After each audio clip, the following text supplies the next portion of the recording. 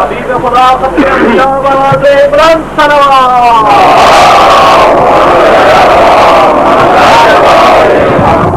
محمد و آل محمد صلوات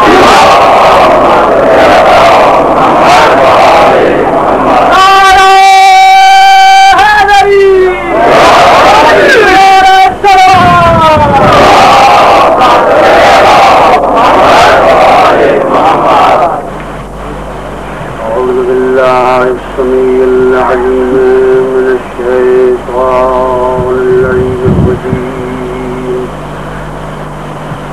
بسم الله الرحمن الرحيم الحمد لله الواحد الأحد الصمد الذي لم يتخذ صاحبة ولا ولد ولم يكن له شريك في الملك ولم يكن له ولي من الذل وكبره تكبيرا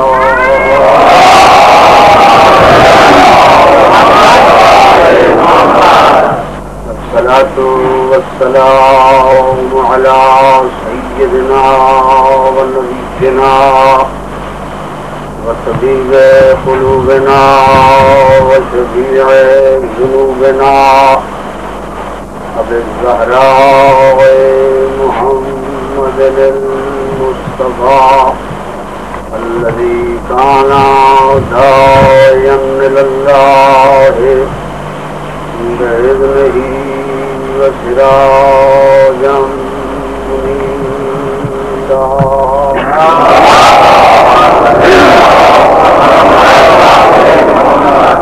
وعلى عشرته الطاهرين الذين أذهب الله عنهم الرجس وطهرهم تطهيرا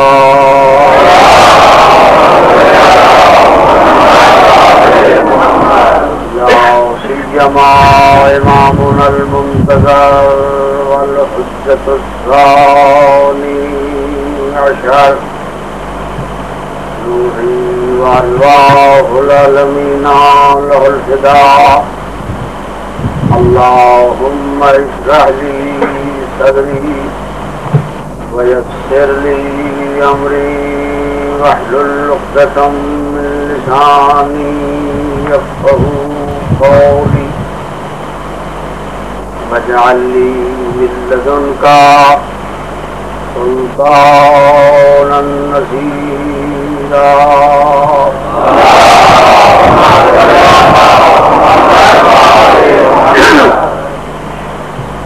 أما بعد فقد قال الله تبارك وتعالى في كلامه إنما يريد الله ليذهب عنكم الرجس أهل البيت ويطهركم تطهيرا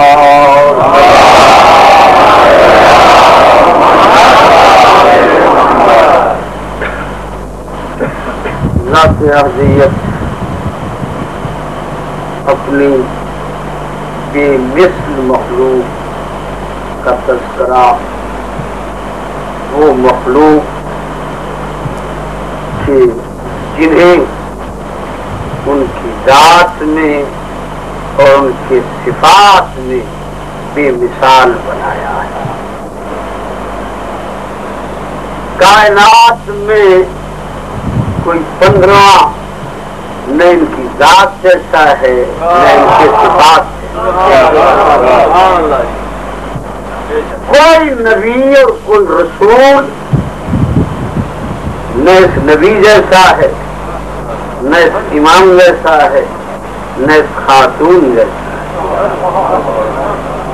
کوئی نبی اگر کہے نا کہ میں ان جیسا ہوں تو وہ نبوت سے خارج ہے. کوئی رسول کہے کہ میں ان جیسا ہوں، وہ رسالت سے خارج ہو جائے، یہ گھر ہی منفرد ہے، منفرد گھر ہے کہ ذات احدیت نے ساری کائنات کے لیے اس گھر کو نمونہ کمال بنایا ہے، ساری کائنات کے لیے اس گھر کو نمونہ کمال بنایا ہے۔ اور یہاں اس محفل میں جہاں یہ پانچوں جمع ہو گئے ہیں تو ذات احدیت کہہ رہی ہے جبریل جا کے یہ اعلان کر دے، یہ اہل بیت نبوت اللہ یہ ارادہ کر چکا ہے، جب سے تمہیں بنایا ہے یہ ارادہ کر چکا ہے کہ رزق کو تم سے یوں دور رکھے جیسے دور رکھنے کا حق ہے۔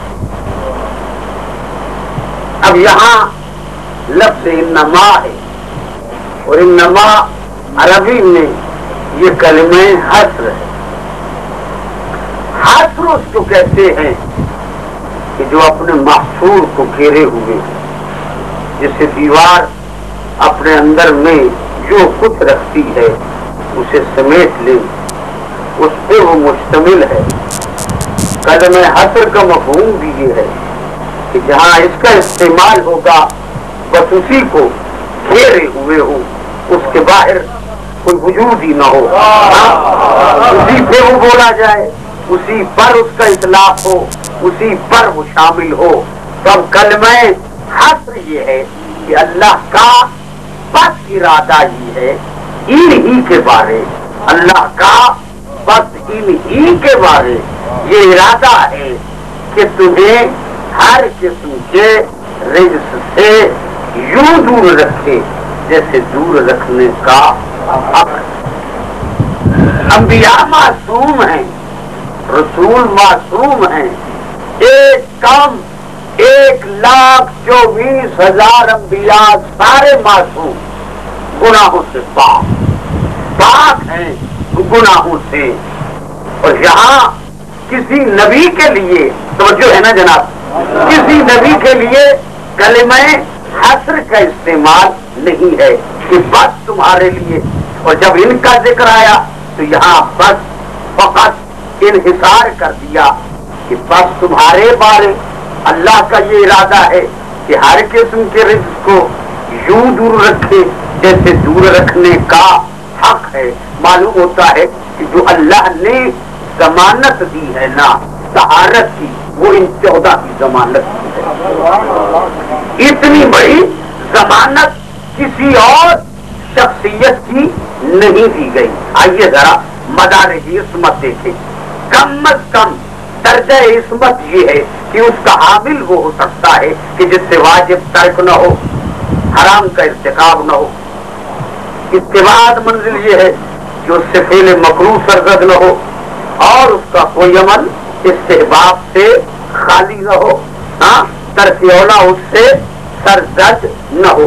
اور اس کے بعد منزل یہ ہے کہ اس کا کوئی قدم، اس کا کوئی فعل، اس کا کوئی قول مشیت الہی کے بغیر نہ ہو، مشیت الہی کے بغیر کوئی کام نہ ہو۔ تو اب ہم نے انبیاء کے سلسلے میں بھی دیکھا، رسولوں کے سلسلے میں بھی دیکھا، مگر یہ گھر وہ ہے کہ جہاں کوئی قول ایسا نہیں کہ جو مشیت سے خالی ہو، کوئی فعل ایسا نہیں کہ جو مشیت سے خالی ہو۔ ترک اولا ہے ہی نہیں، ترک اولا کا وجود ہی نہیں۔ کسی نبی کو لے آؤ، کسی نبی کو اس گھر کے کسی فرد کے مقابلے میں لے آؤ، کسی نبی کی وہ حیثیت ہی نہیں جو ان کی حیثیت ہے۔ اور اس سلسلے کے استدلال کے لیے ایک کنیز آل محمد ہے، وہ رائے سعدیہ۔ جب اسے حجاج بن یوسف کے دربار میں لایا گیا تو حجاج اس سے کہتا ہے کہ میں نے سنا ہے کہ تو یہ کہا کرتی ہے کہ میرے مولا علی مسلمانوں کے، توجہ فرما رہے ہیں نا، مسلمانوں کے فلاں فلاں بزرگ سے افضل ہیں، کیا یہ تیرا عقیدہ ہے؟ تو حرہ سعدیہ کہتی ہے کہ یہ کسی نے غلط کہا ہے، میں یہ سوچ بھی نہیں سکتا، میں یہ سوچ بھی نہیں سکتی، میں یہ تصور ہی نہیں کر سکتی. ہاں میں اسے فکر پہ نفرین کرتی ہوں کہ اس میں یہ سوچا جائے، اتنا گھٹیا سوچا جائے.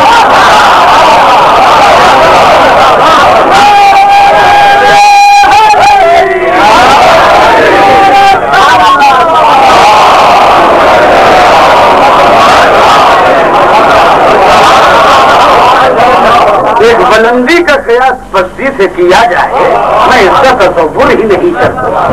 ہاں یہ بہت کسی نے غلط کہا ہے، البتہ میں یہ تو کہا کرتی ہوں کہ میرے مولا آدم نبی سے افضل ہے، نوح نبی سے افضل ہے، ابراہیم سے افضل ہے، موسیٰ سے افضل ہے، ایوب سے افضل ہے، سلیمان سے افضل ہے، عیسیٰ سے افضل ہے. یہ تو میں نے کہا ہے. تو جب یہ کہا نا تو حجاج کہنے لگا کہ جب مجھے تو اتنا برداشت نہیں تھا کہ تو یہ کہے کہ فلاں فلاں سے افضل ہے علی. ہاں اتنا برداشت نہیں تھا. تو نے نبیوں کا تذکرہ کر لیا اور ان نبیوں میں اولو العزم انبیاء کا تذکرہ کر لیا. معلوم ہوتا ہے کہ تجھے پھول لگ گئی ہے، تجھے پتہ نہیں کہ یہ دربار کون سا ہے. اشتباہ ہے تجھے، میرے دربار کا تجھے تعارف نہیں ہے. تو میں بتا دوں میں بڑا سفاق ہوں. یہاں گردنیں اڑانا بہت آسان ہے، موت کو دعوت دینا بہت آسان ہے. جب یہ کہا نا حجاج نے تو حرہ سعدیہ کہتی ہے کہ مجھے تو تیرے دربار کا تعارف ہے مگر تجھے میرا پتہ نہیں. مجھے تیرے دربار کا پتہ ہے، تجھے میرا پتہ نہیں. علی والا ہوتا ہی وہ ہے جسے موت سے عشق.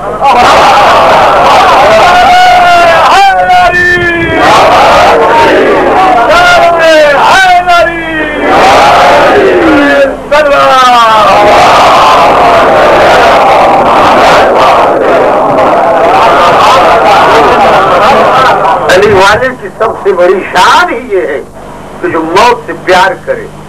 علی والے کے ہاں موت فنا نہیں، موت بقا ہے. علی والے کے ہاں موت لقاء الہی کا نام ہے. علی والوں کے ہاں موت دربار علوی میں حاضر ہونے کا نام. ہمیں موت سے تو پیار ہے، تمہیں پتہ نہیں. البتہ جو کچھ میں نے کہا ہے، شیعوں کی باتیں، علی والوں کی باتیں دلیل سے خارج ہوتی ہیں. جو کچھ میں نے کہا ہے ایک ایک بات کی دلیل قرآن سے رکھتی، ایک ایک بات کی دلیل قرآن سے رکھتی ہوں.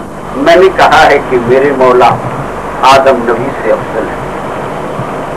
آدم نبی سے، آدم کا تذکرہ بھی قرآن میں ہے اور علی کا تذکرہ بھی قرآن میں ہے. نبی ہیں آدم، نبی ہیں آدم.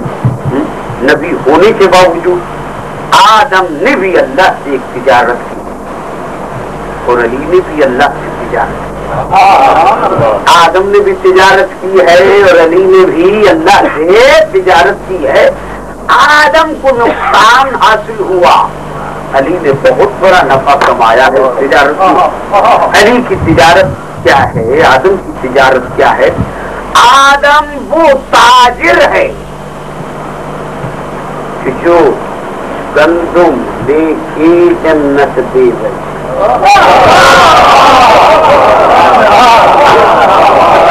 گندم لے کے جنت دے گئے تھے، لیکن علی وہ باکمال ہے کہ جو کی روٹیاں دے دے کے جنت خرید.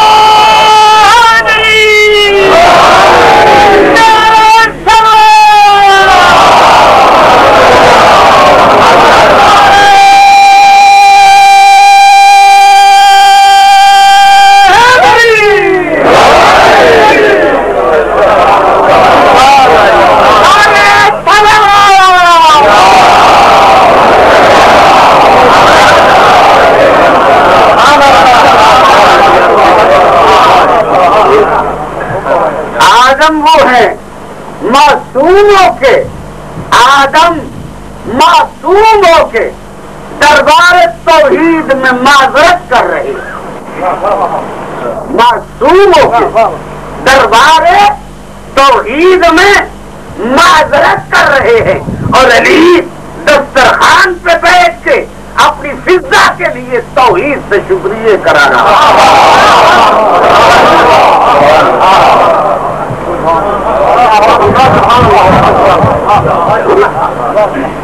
اب کیا کہو گے نبیوں سے؟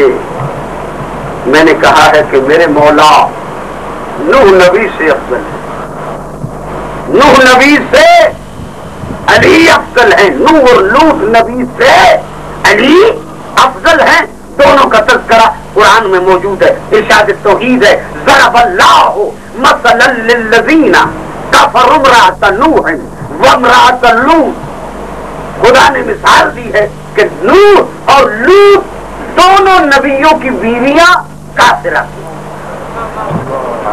دونوں نبیوں کی بیویاں کافرہ تھی، لیکن میرے مولا کون ہے؟ کانت زوجتن صدیقہ، کانت زوجتن صدیقہ، کافر بیوی کا شوہر ہونا اور کائنات کی مخدومہ کا آقا ہونا۔ ابن نوح کان کافرہ، نوح نبی ہے مگر گود میں جو پلا ہے وہ کافر ہے، نوح نبی ہے مگر گود میں جو پلا ہے وہ کافر ہے، لیکن میرا مولا کون ہے؟ الحسن والحسین سیدہ شباب اہل الجنہ، کائنات کا ہر نبی، کائنات کا ہر رسول، کائنات کا ہر ولی، کائنات کا ہر بت، کائنات کا ہر مرشد رعیت بن کے جائے گا اور علی کے بیٹے سردار بن کے جائے گا۔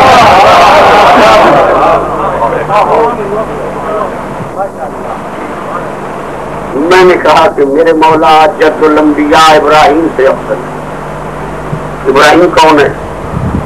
ابراہیم کی دعا قرآن میں موجود ہے، کہتا ہے رب ارنی رب ارنی کیف تحیی الموتیٰ، توجہ ہے، رب ارنی کیف تحیی الموتیٰ، معبود مجھے دکھا کہ تو مردوں کو زندہ کیسے کرتا، مجھے دکھا، دیکھنا چاہتا ہوں کہ مردوں کو زندہ کیسے کرتا ہے۔ جواب ملتا یا ولم تؤمن، کیا اس بات کی ایمان نہیں ہے کہ میں کر سکتا ہوں؟ ایمان نہیں ہے؟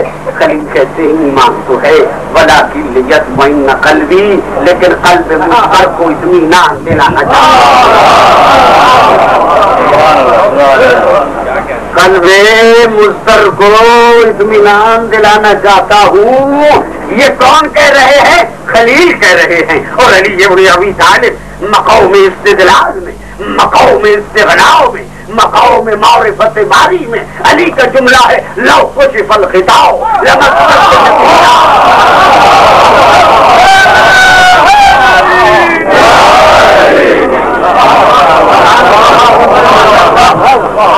لو کشف الغطاء لمستت یقینا، غیب کے پردے ہٹ جائیں، غیب کے پردے ہٹ جائیں، علی کے یقین میں فرق نہیں ہے۔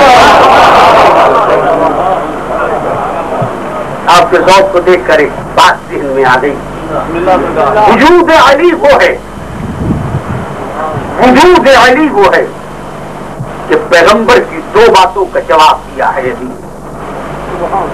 پیغمبر کی دو باتوں کا، دو چھپے ہوئے کمالوں کو علی نے ظاہر کیا۔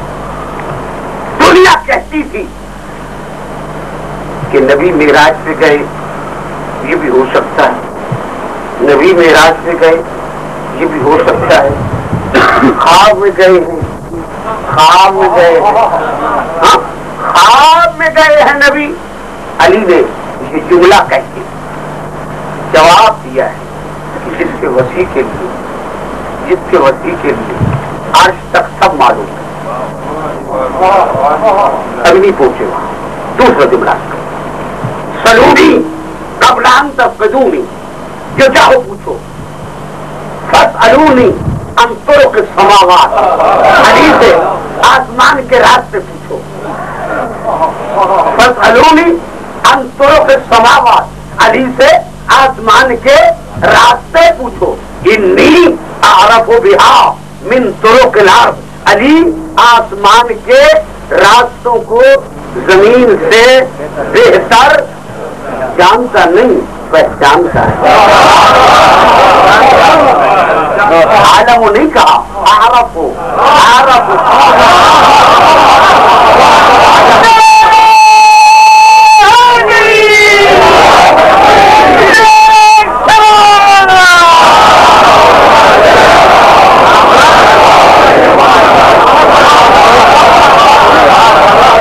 کہہ رہے ہیں عارف ہو، پہچانتا ہوں، عالم ہو نہیں. علم میں اور عرفان میں فرق ہے، جاننے میں اور پہچاننے میں فرق ہے. جو کان سے سنی جائے وہ جانی جاتی ہے، اور جو آنکھ سے دیکھی جائے وہ پہچانی جاتی ہے. کان سے سنی جائے وہ جانی جاتی ہے، جو آنکھوں سے دیکھی جائے وہ پہچانی جاتی ہے. دوسرے لفظوں میں غدیر سے پہلے ساری دنیا علی کو جانتی تھی، اور غدیر کے دن نبی نے کہا آج پہچان لو.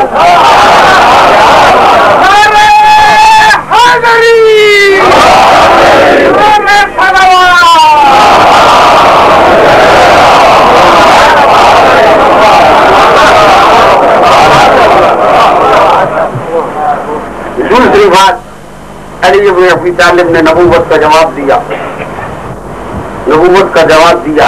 کہ نبی بیمار ہو یا صحیح ہو فرق نہیں. توجہ ہے، نبی بیمار ہو یا نبی صحیح ہو، نبی میں فرق نہیں ہے. ہاں، یہ جواب دیا علی نے، اس وقت جواب دیا جب ضرب لگی. اگر کوئی ڈاکٹر موجود ہو تو میں اس سے کہوں گا کہ مجھے دنیا کا کوئی ڈاکٹر یہ بتائے کہ جس کا دماغ دو حصوں میں بٹ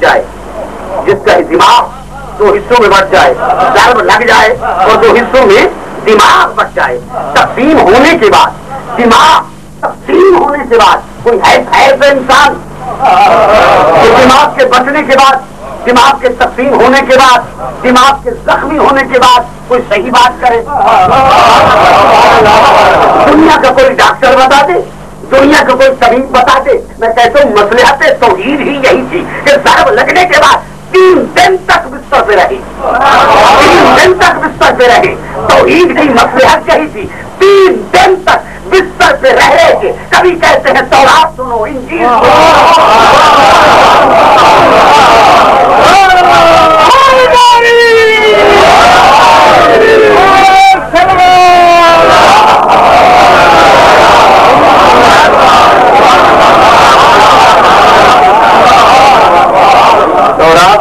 انجیل سنو، زبور سنو، قرآن سنو.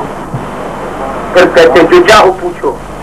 پھر نہ کہنا کہ جاہلوں سے واسطہ پڑا تھا. جو چاہو پوچھو. یہ کہہ کے علی ابن ابی طالب نے عظمت رسالت کو اجاگر کیا کہ جس کا وسیع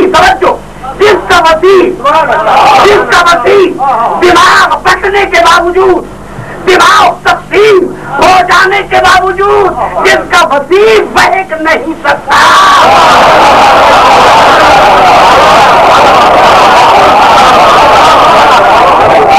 اس کے نبی پر بیماری کا اثر نہیں ہوگا.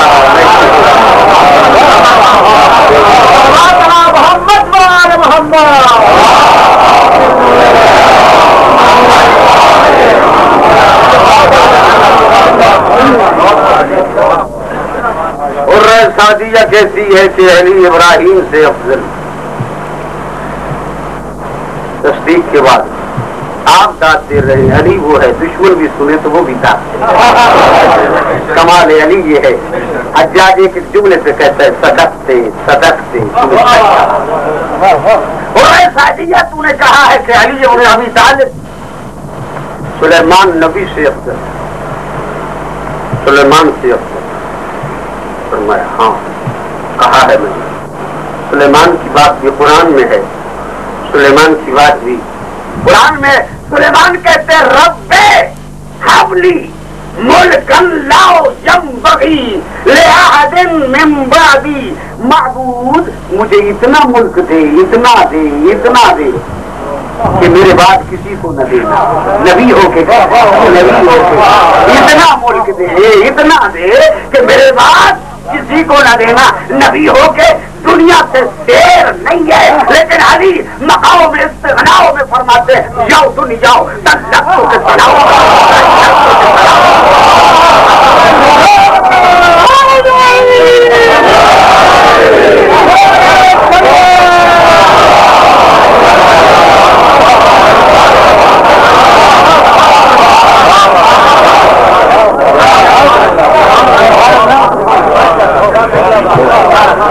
ہو کہ طالب دنیا, علی امام ہو کہ مستغنی دنیا. موسیٰ نبی سے افضل ہے علی, موسیٰ نبی سے افضل ہے علی. موسیٰ کون؟ وہ موسیٰ کلیم اللہ ہے, بعظمت ہے نبی, لیکن اپنے ہاتھ سے اصافے کا جب وہ اجتہا بن گیا اپنے معجزے سے ڈر رہا ہے.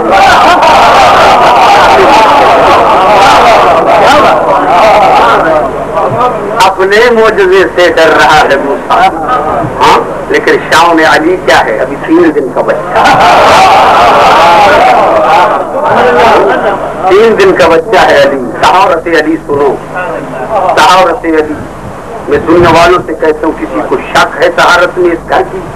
ہاں, مسجد کو نجس کرنا حرام, مسجد کو نجس کرنا حرام ہے, حرام.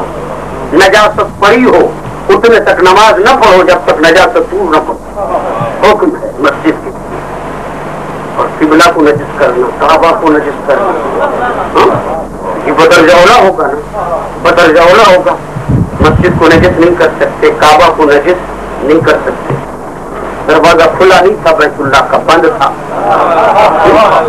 دروازہ بند تھا, کھلا نہیں تھا. کھلا ہوا دروازہ ہوتا تو کہتے سرداران حرم کی بیٹی تھی, متولیان حرم کی خاتون تھی, کھلا کا دروازہ چلی گئی.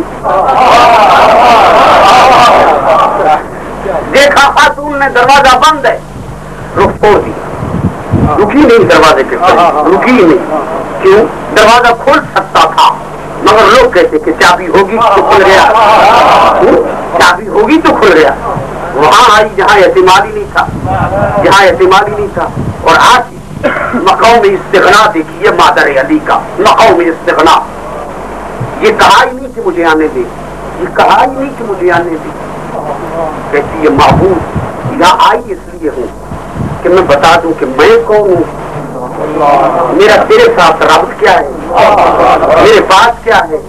یہ بتانے آئی ہوں کہ میرے پاس کیا ہے, میرا تیرے ساتھ رابط کیا ہے, میں کون ہوں, میرا تیرے گھر کے ساتھ تعلق کیا ہے.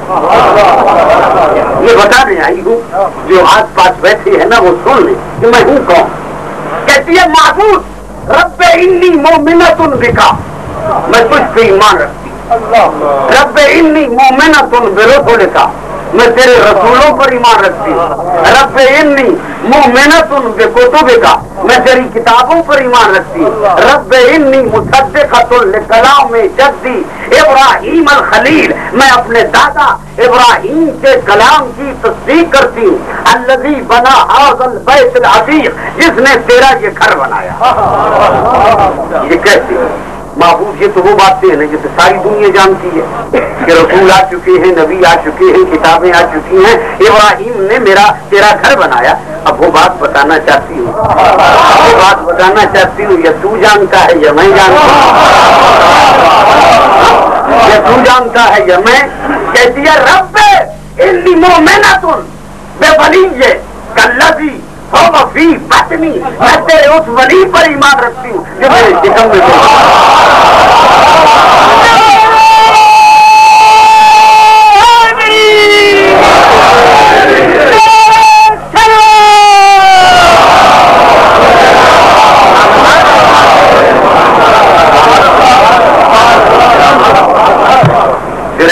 وہی فرما رکھتی ہوں جو میرے شکم میں موجود ہے. اللہ جی جو نے سنی تھی وہ سکتی تنہائی میں میرے ساتھ مانو. اللہ جی جو نے سنی تھی وہ سکتی جو تنہائی میں میرے ساتھ مونس جو تنہائی میں میرے ساتھ گفتگو کرتا ہے.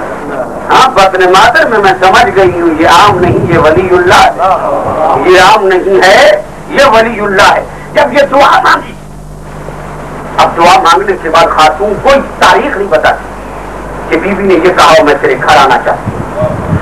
کوئی کتاب نہیں بتاتی کوئی تاریخ نہیں بتاتی کہ بی بی نے دعا میں یہ خواہش کا اظہار کیا ہو کہ مجھے اپنے گھر آنے دے. کبھی طور پہ کسی کتاب میں یہ بات نہیں ہے. اس واسطے کہ پہلے کسی گھر سے ایک معصومہ کو ہٹا دیا گیا ایک معصومہ کو اٹھا دیا گیا تھا جو عام خاتون نہیں تھی معصومہ تھی معصوم کی ماں تھی اسے اٹھا دیا تھا. عجیب بات یہ ہے کہ دوستوں میں فرق ہوتا ہے. آپ کو کبھی اتفاق ہوا ہو کہ آپ دسترخوان بچھائیں تو کسی دوست کو بلا دیں کبھی نہ بھی بلائیں تو وہ بات اور ہوتی ہے. تو ضروری نہیں ہے کہ ہر دعوت سے ہر دوست کو بلا لیا کرو. لیکن اگر کوئی دوست بیٹھا ہو نا دسترخوان سے اس کو کہا جائے کہ نہ بیٹھو بڑا فرق ہوتا ہے. بلایا نہ جائے وہ اور بات ہے. ویسے ہوئے کو اٹھا دیا جائے یہ اور بات ہے. مریم روح اللہ کی ماں ہے. ولادت کا وقت آتا ہے کہا جاؤ یہاں نہ بیٹھو جاؤ جاؤ. جب بھوک لگے گی تو کھجور کے نیچے بیٹھ لینا اور بیٹھ کے جب بھوک لگے گی نا اس ضلع کے بجز النخلت تو ساقط علیہ کے رطبا جنیا. جب کھجور کی ٹہنیوں کو کھینچو گی نا اپنی طرف تو تازہ دانے کھجور کے تیری گود میں آ جائیں گے. مگر یہ بات بنی نا کھجور کے نیچے بیٹھ کے کھانا یہ اور بات ہے. کھجور کے نیچے بیٹھ کے کھانا اور بات ہے. اور اپنے گھر میں نیا در بنا کے اپنے گھر میں نیا در بنا کے بلا لینا. اور جب بلایا ہے نا نیا در بنایا یہ خاتون گئی. جس بات کے لیے میں کہنا چاہتا ہوں یہ طاہرکم تطہیرا وہ مربوط رہے بات کہ جس بات کے لیے بنایا ہے نا بھیجا وہ بات کیا ہے طہارت آل محمد. خاتون خود جاتی ہیں اعتراض کرتے کہ مسجد کی منزل کیا ہے کعبہ کی منزل کیا ہے. رسول بھیجتے تب بھی آپ کہہ سکتے ابو طالب بھیجتے تب بھی کہہ سکتے در کھلا ہوتا تب بھی کہہ سکتے. توحید نے نیا در بنا کے علی ابن ابی طالب کی طہارت کا اعلان کیا کہ یہ وہ ہیں جو ہر حال میں پاک ہیں. ہر حال میں پاک ہیں. ان کے آنے سے میرے گھر میں نجاست نہیں طہارت بلند ہوتی طہارت بلند ہوتی ہے. اور اب جب خاتون باہر آئی ہے نا تو جب باہر آ کے خطبہ دیا تو پوری بیوی کیا کہتی ہے انی فضلت علی نساء العالمین. یہ بنت اسد کا خطبہ انی فضلت علی نساء العالمین ممن تقدمنی. وہ خواتین جو مجھ سے پہلے گزری ہیں سب پر توحید نے مجھے فضیلت کی. آسیہ اس گھر میں تھی کیا اللہ عبادت پسند نہیں کرتا. مریم کو بھوک لگی مگر کھجور کے نیچے کھجور کے دانے اور رطب ملے مگر میں وہ ہوں کہ میرے لیے کھجور نہیں بلکہ گھر توحید کے گھر میں باقاعدہ دسترخوان بچھایا جاتا. ہر کھانے کے وقت دسترخوان بچھایا جاتا. جنت کے میوے رکھے جاتے جنت کے کھانے رکھے جاتے. میں 3 دن تک مہمان توحید رہی اور جب چلنے لگی آواز توحید آئی میں خالق علی ہوں تو مخلوق علی کو لے کے جا رہی. اس کا نام علی رکھنا اس کا نام علی رکھنا. یہ میری بلندیوں کا مظہر ہے علی. میری بلندیوں کا مظہر ہے بلندیوں کا مظہر ہے علی. طہارت آل محمد یہ ہے. مسجد ہے دنیا دیکھ چکی ہے. بند کر دو دروازے سب کے دروازے بند کر دو. کوئی نہ جائے سوائے علی کے فاطمہ کے مصطفیٰ کے حسنین کے سب کے دروازے بند کر دو. مسجد میں آمد و رفت بند کر دو. کوئی نہیں جا سکتا سوائے اس گھر کے، سوائے اس گھر کی عجیب طہارت کا عالم ہے. کہا یہ جب چاہیں، جس وقت چاہیں، جس حال میں چاہیں، جب چاہیں، جس وقت چاہیں، جس حال میں چاہیں میرے گھر آ سکتے ہیں. میرا گھر ان کا ہے، ان کا گھر میرا ہے. ان کا گھر میرا ہے، میرا گھر ان کا ہے. یہ جب چاہیں، جس وقت چاہیں. جب در بند ہو گئے نا تو کہنے کو ضرور ہمیں روشن دان تو رکھنے، روشن دان تو رکھنے دو. کہا نہیں، وہ بھی نہیں رکھے جاتے. معلوم ہوتا ہے کتنا فرق ہے. یہ آ سکتے ہیں اور یہ جا سکتے ہیں، اور جو ان کا خیر ہے ان کی منہ بھی نہیں جا سکتی. یہ ہے طہارت آل محمد. اور اب عظمت آل محمد کے لیے کہا کہ انکم الریج، ہر قسم کے. اب تو نہیں گیا پتا چلو آپ پوری ذرا کھلے دل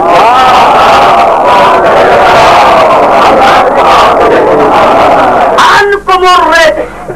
رجس کو اللہ کا ارادہ ہے کہ رجس کو دور رکھے. اب رجس کیا ہے؟ رجس پہ الف لام داخل ہے جنس کا، یعنی جو رجس ہے وہ آل محمد سے دور، جو رجس ہے وہ آل محمد سے دور، جو رجس ہے وہ آل محمد سے دور، اور جو دور ہے وہ رجس ہے.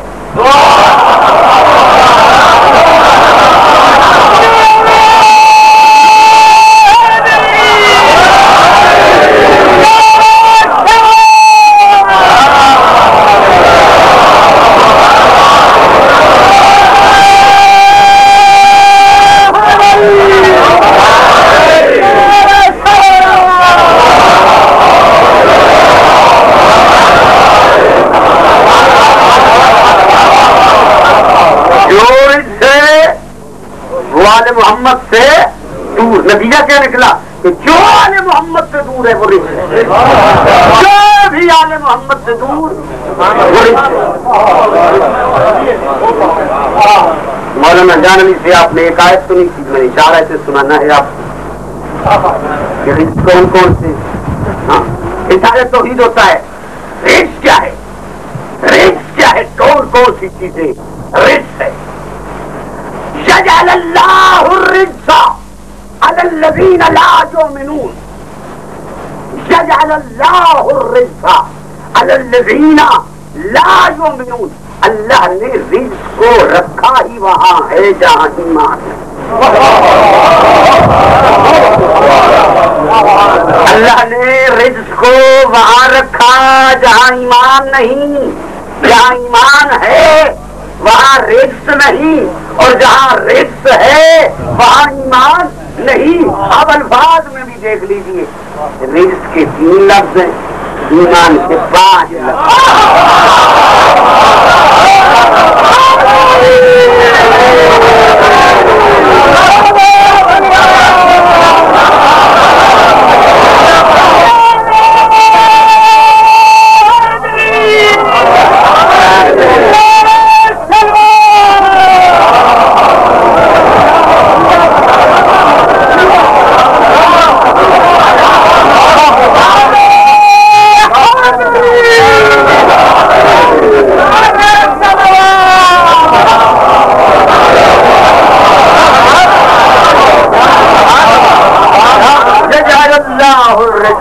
الذين لا يؤمنون.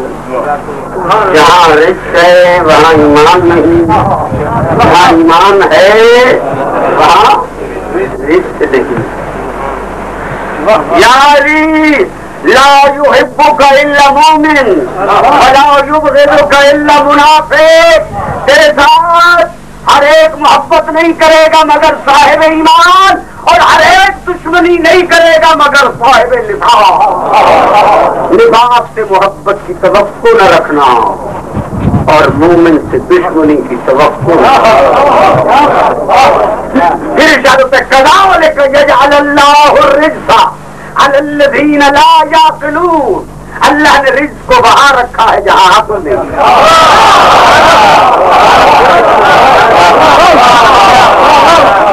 اللہ نے رزق کو وہاں رکھا ہے جہاں عقل نہیں، جہاں عقل ہے وہاں رزق نہیں ہے، رزق نہیں ہے۔ اجازت ہے ان یکون میتۃ او دما مسفوحا او لحم خنزیر فانہ رزق۔ مردار کا گوشت، دم مسفوح، خنزیر کا گوشت رزق ہے، یہ رزق ہے۔ خون خار رزق ہیں، مردار خور رزق ہیں، خنزیر کا کھانے والے رزق ہیں۔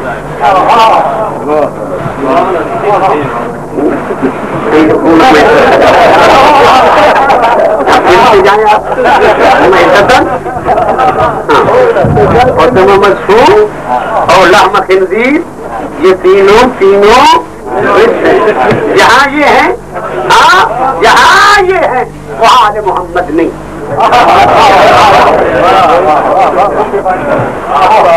اس کے بعد ارشاد ہے انما الخمر والمیسر والانصاب والازلام رجس من عمل الشیطان۔ شراب، جوئے کی تمام قسمیں، یہ سب کی سب رجس ہیں اور یہ شیطانی عمل۔ توجہ فرما رہے ہیں تو یہ ارشاد ہوا کہ ان یکون میتۃ، مردار کا گوشت رجس ہے۔ مردار صرف وہ نہیں ہے کہ جو پڑا ہوا ہے بغیر ذبح کے، بلکہ حدیث میں ایک اصطلاح مردار کی ایک اور جملے پہ ایحب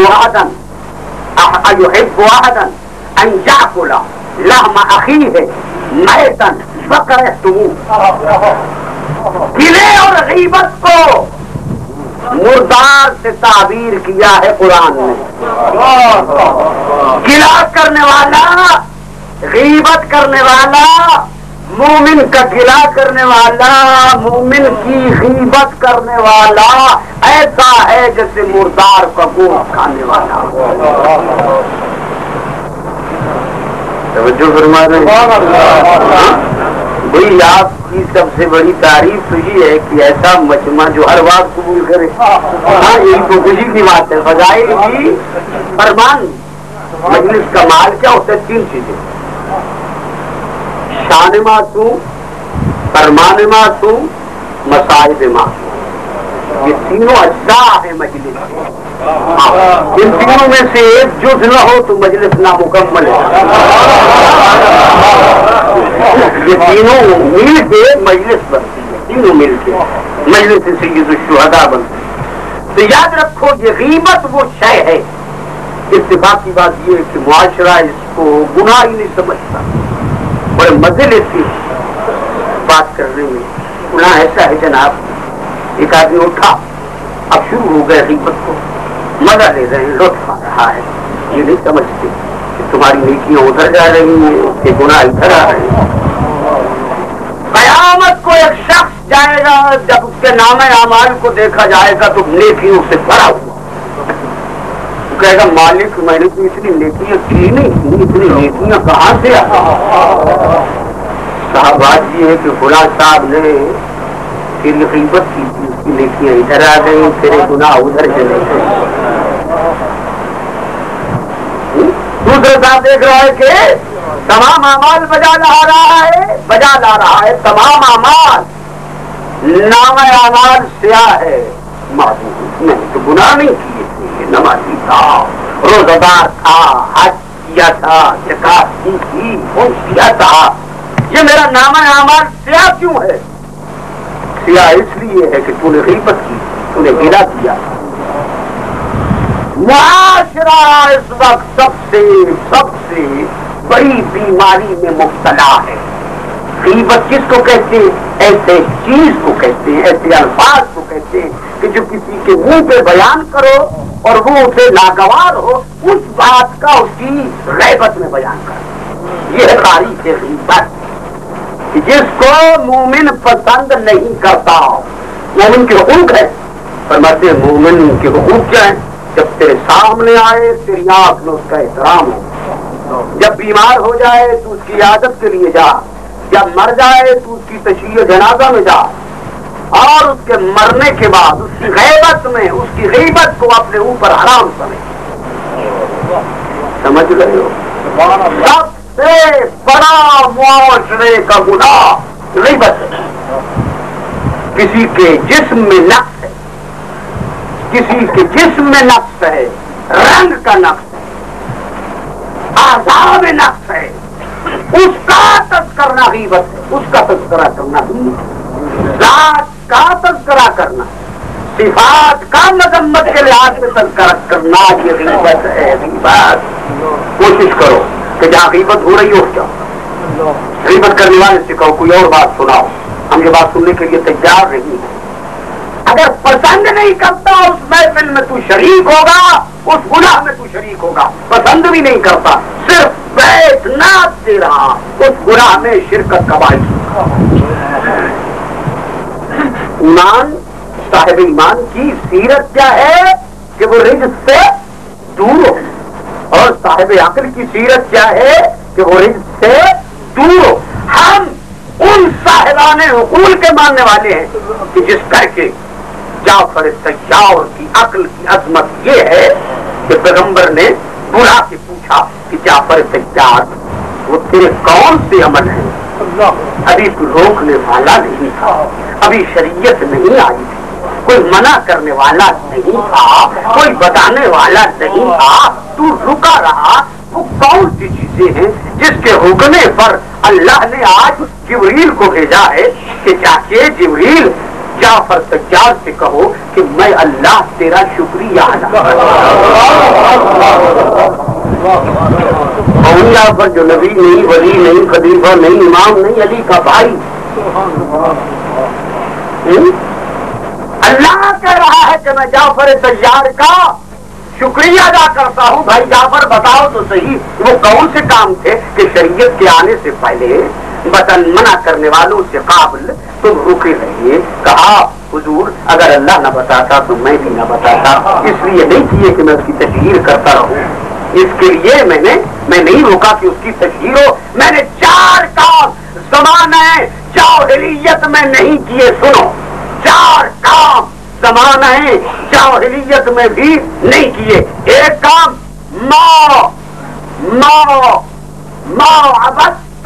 صنمن قد، میں نے کبھی بت کی پرستش نہیں کی.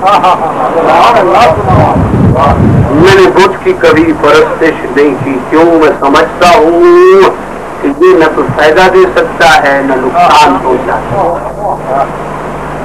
دوسرا کام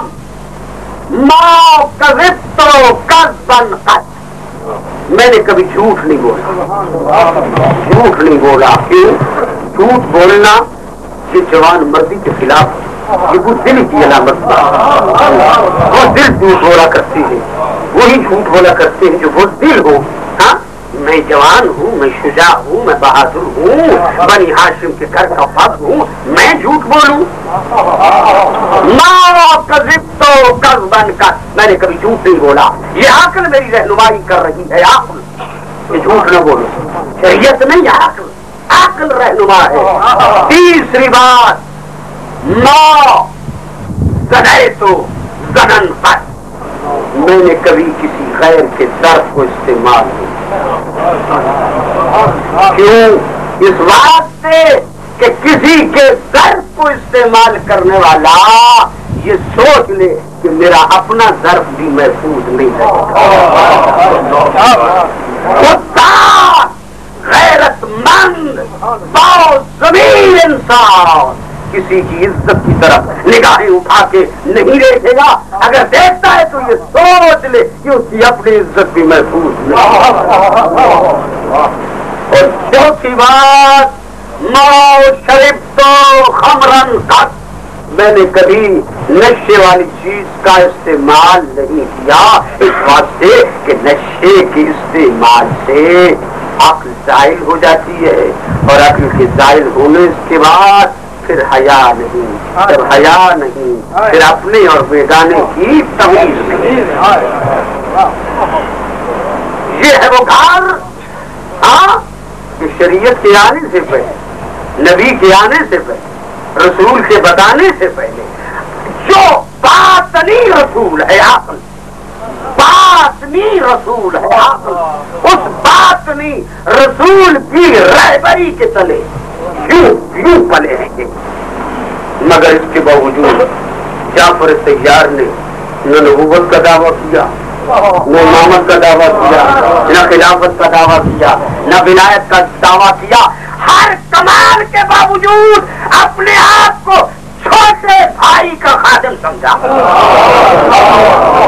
ہر کمال کے باوجود اپنے چھوٹے بھائی کا اپنے آپ کو خادم سمجھا. میں کہتا ہوں کتنے وہ عزیز تھے کہ جو علم سے کوڑے، طہارت سے کوڑے، ہر کمال سے کوڑے، ہر فکر سے کوڑے. اتنے جاہل کہ ممبر پہ آ کے کہیں اگر ٹیڑھے چلے تو ہمیں سیدھا کر دینا، ٹیڑھے چلے تو ہمیں سیدھا کر دینا. وہ رئیس ہی کیا ہے کہ جو امت کی طرف سے، رعیت کی طرف سے اصلاح کی تمنا کرے،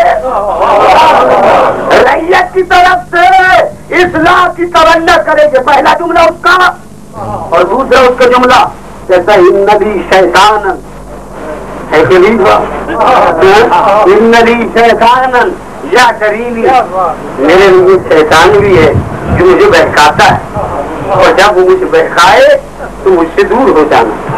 اور مرنے کے وقت کیا کہتا ہے کہ کاش میں جہاں نہ آیا ہوتا، میں وہ کچھ ہوتا جو ممبر پہ بتایا نہیں جاتا. جو کہہ رہے ہیں وہ کچھ ہوتا، سمجھو ہے نا بھائی، وہ کچھ ہوتا اور جہاں نہ آتا. لیکن آئیے ان 3 جملوں کے مقابلے میں علی ابن ابی طالب کے جملے سنیے. جب علی ابن ابی طالب مقام خلافت پہ آئے، ایک سیڑھی کو چھوڑا، دوسری سیڑھی کو چھوڑا، تیسری سیڑھی کو چھوڑا، وہاں بیٹھے جہاں شمس نبوت بیٹھا کرتے اور آ کے جو خطبہ دیا کہتے الحمدللہ ہے علی احسانہ قد رجع الحق الى مقامہ. حمد ہے اللہ کے احسان پر جس نے آج حق کو اپنے مقام سے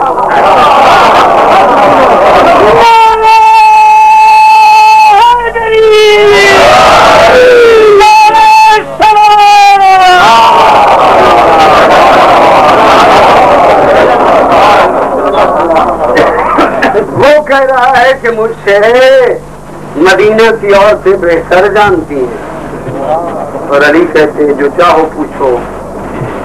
وہ کہتا ہے کاش وہ کچھ ہوتا مگر ممبر پہ نہ آتا. اور علی کہتے ہیں خود تو رب کعبہ، رب کعبہ کی قسم علی کامیاب ہو کے جائے. چادر کسا میں یوں ہی نبی نے بچھا کے نہیں کہا لحمہم لحمی ودمہم، ان کا گوشت میرا، ان کا خون میرا. معبود ہر قسم کے رچ کو ان سے دور رکھنا، کبھی رچ ان کے قریب نہ آنے پائے. تو ذات توحید نے بھی تصدیق کر کہ اگر یہ نہ ہوتی تو میں کچھ نہ بنا تھا. میں نے عرض کیا تھا کہ جناب سیدہ جو چادر کسا میں آئی ہیں 3 خصوصیتوں کی حامل ہیں جو کائنات کی کسی خاتون میں نہیں. اب تو نہیں گیا 3 خصوصیتوں کی حامل جو کسی میں نہیں. میراث میں کمی نہیں، عقل میں کمی نہیں، عبادت میں کمی نہیں. تو پھر چاہیے کہ شوہر بھی ایسا ہو کہ جس میں منفرد خصوصیتیں ہوں. شوہر بھی ایسا ہو نا کہ جیسے 3 خصوصیتیں بطول میں منفرد ویسی ہی 3 خصوصیتیں علی میں منفرد. پیغمبر فرماتے ہیں یا علی اوتیتا ثلاثن لم یؤتا احدا. اے علی تجھے 3 ایسی صفتیں ملی، 3 ایسی خصوصیتیں ملی جو کسی ایک کو نہیں ملی، کسی ایک کو نہیں ملی. حتی آنا، حتی کہ مجھے بھی 3 وہ خصوصیتیں تجھے ملی جو کسی کو نہیں ملی. حتی آنا، حتی کہ مجھے بھی. وہ کون سی؟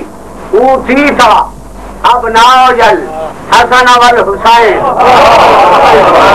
مجھے حسن و حسین جیسے بیٹے ملے ویسے کسی کو نہیں ملے. دوسرا اوٹھی تھا، توجہ اوٹھی تھا زوجتن صدیقہ، اوٹھی تھا زوجتن صدیقہ. فقط تجھے صدیقہ صدیقہ ملی، فقط تجھے صدیقہ ملی، فقط تجھے صدیقہ ملی، تجھے مجھے بھی نہیں، مجھے بھی نہیں، فقط تجھے صدیقہ ملی۔ بشر کی زبان سے کسی خاتون کو صدیقہ کہہ دینا یہ اور بات ہے، اور زبان رسالت میں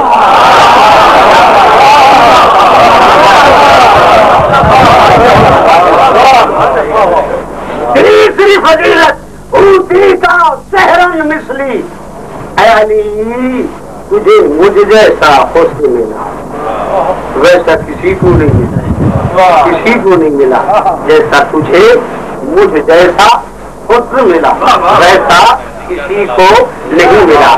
یہ جملہ کہہ کر مدعیان نے دامادی کے لیے ایک دندان شکن جواب ہے کہ اگر کوئی اور داماد رسول ہوتا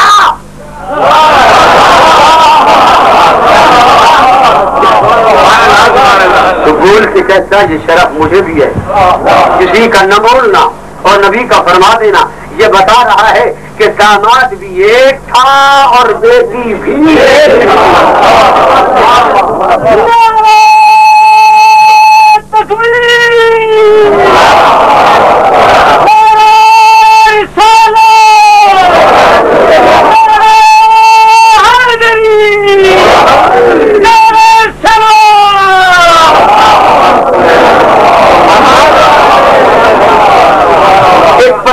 بتاتا جاؤں، ذہن میں رکھنا، پتے کی بات ہے، ذہن میں رکھنا، جو دلیل دکھاتے ہیں پختہ دلیل۔ تمام مورخین لکھتے کہ جب جناب سیدہ کی ولادت ہوئی، توجہ ہے نا بھائی، ہاں اس بات کو ذہن میں رکھنا، جناب سیدہ کی جب ولادت ہوئی تو کہتے ہیں کہ جناب خدیجہ نے مکہ کی عورتوں کو خدمت کے لیے کہلا بھیجا اور سب نے انکار کیا یہ کہہ کر کے کہ آپ نے یتیم عبداللہ کے ساتھ شادی کی ہے، ہم نہیں آئیں گے۔ توجہ ہے، ہاں یہ کہہ کے انکار کیا کہ آپ نے یتیم عبداللہ سے شادی کی ہے، ہم نہیں آئیں گے۔ جو 4 بیٹیوں کے قائل ہیں وہ یہ بھی قائل ہیں کہ فاطمہ سب سے چھوٹی، جو 4 بیٹیوں کے قائل ہیں وہ اس بات کے بھی قائل ہیں کہ فاطمہ سب سے چھوٹی ہیں، اور تاریخ دان یہ لکھتے ہیں کہ یہ صرف فاطمہ کی ولادت پہ بات ہوئی، فاطمہ کی ولادت پہ بات ہوئی۔ تو اب میں ان سے کہتا ہوں کہ جو 4 بیٹیوں کے حق میں ہیں کہ اگر پہلے بیٹیاں ہوئی ہیں اور اب تک خدیجہ یہ تجربہ کر چکی ہے کہ وہ نہیں آتی،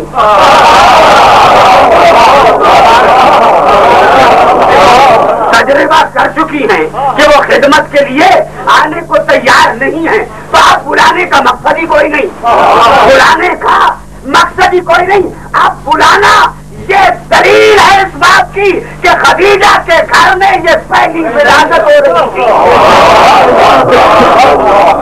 پہلی ولادت ہو رہی تھی جس پہ بلایا جا رہا تھا۔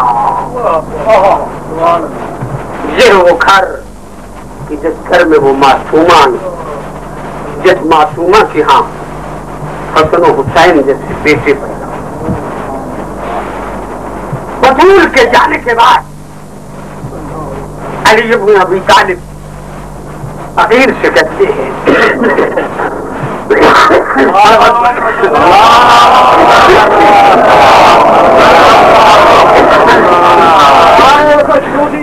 امام زمان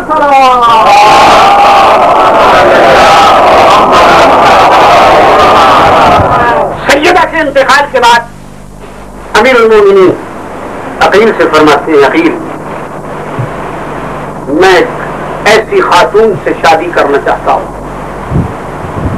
کہ جس سے ایسا بیٹا پیدا ہو کہ جو میرے کمالات کا مطلب۔ عقیل عرض کرتے ہیں حسن و حسین کے ہوتے ہوئے ضرورت کیا ہے؟ فرمایا حسن و حسین دے چکا ہوں، یہ ہے فرزندان رسول، یہ فرزند رسول ہیں، یہ امام ہیں، یہ تربیت گاہ توحید کے پروردہ ہیں، تربیت گاہ توحید اور رسالت کے پروردہ ہیں۔ میں چاہتا ہوں کہ ایسا بیٹا ہو جس کی خود تربیت کروں،